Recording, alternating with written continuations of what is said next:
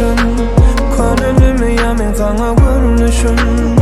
Sevgimizin sonunu cimrime unutup bilem o sen bana düşün. Dinleme yalnızsın. Gönlümü yamen sana görünüşün.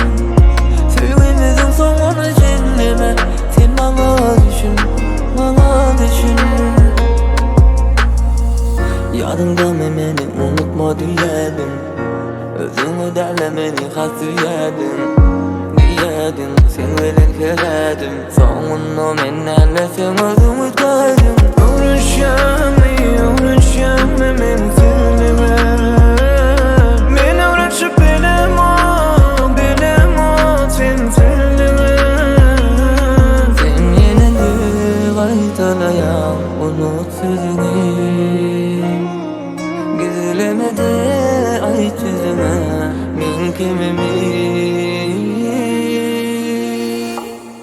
Bilmeme yalnızsın. Gönlümü yamen sana görünüşün.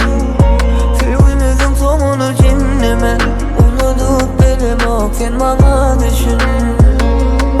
Bilmeme yanmışım. Gönlümü yamen sana görünüşün. Sevgimizin sonunu cimrime unutup bilem o sen bana düşün.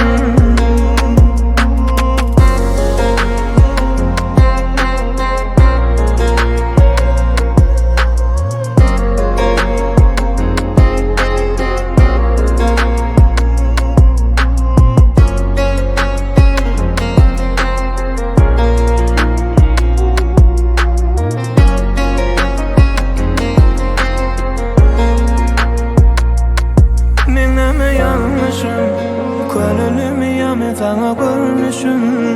Sevgimizin sonunu cimrime bana düşün, bana düşün.